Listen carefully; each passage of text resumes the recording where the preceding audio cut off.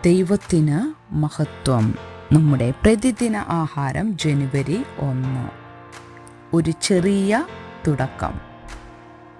നീയോ ബേത്ലഹേം എഫ്രാത്തേ, നീ യഹൂദ സഹസ്രങ്ങളിൽ ചെറുതായിരുന്നാലും ഇസ്രായേലിന് അധിപതിയായിരിക്കേണ്ടുന്നവൻ എനിക്ക് നിന്നിൽ നിന്ന് ഉത്ഭവിച്ചു വരും.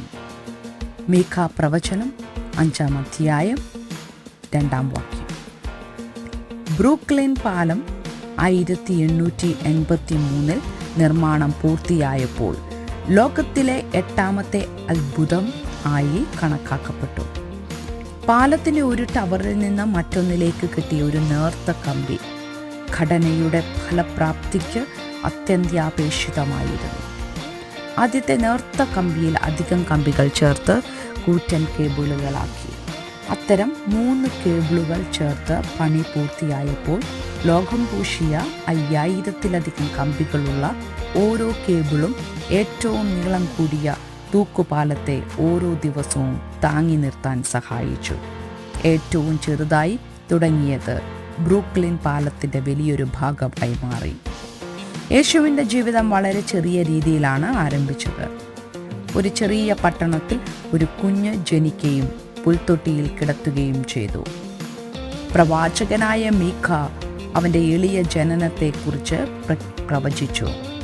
നീയോ ബേത്ലഹേം എഫ്രാത്തേ, നീ യഹൂദ സഹസ്രങ്ങളിൽ ചെറുതായിരുന്നാലും ഇസ്രായേലിന് അധിപതിയായിരിക്കേണ്ടുന്നവൻ എനിക്ക് നിന്നിൽ നിന്ന് ഉത്ഭവിച്ചു വരും. യേശുവിൻ്റെ ഉത്ഭവം പണ്ടേയുള്ളതും പുരാതനമായതും തന്നെ. ഒരു ചെറിയ തുടക്കം. എന്നാൽ ഈ ഭരണാധികാരിയും ഇടയനും അവൻ്റെ പ്രശസ്തിയും ദൗത്യവും ഭൂമിയുടെ അറ്റങ്ങൾ വരെ എത്തുന്നത് കാണും. യേശു ഒരു ചെറിയ പട്ടണത്തിൽ ഒരു സാധാരണക്കാരനായി ജനിച്ചു. ഭൂമിയിലെ യേശുവിൻ്റെ ജീവിതം അവസാനിച്ചത് അവൻ തന്നെ താഴ്ത്തി ഒരു ക്രൂശിൽ മരിച്ചാണ്.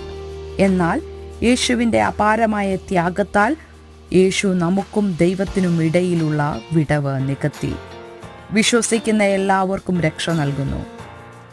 ഈ സീസണിൽ വിശ്വാസത്താൽ നിങ്ങൾക്ക് യേശുവിൽ ദൈവത്തിൻ്റെ മഹത്തായ സമ്മാനം ലഭിക്കട്ടെ.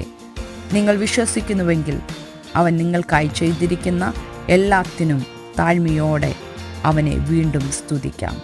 ചിന്തിക്കുക, ചെറുതോ വലുതോ ആയ എന്ത് കാര്യമാണ് ദൈവം നിങ്ങളുടെ ഹൃദയത്തിൽ ചെയ്യുന്നത്? നിങ്ങൾ ദൈവത്തോടെ എങ്ങനെ താഴ്മയോടെ പ്രതികരിക്കും? ദൈവത്തിന് മഹത്വം.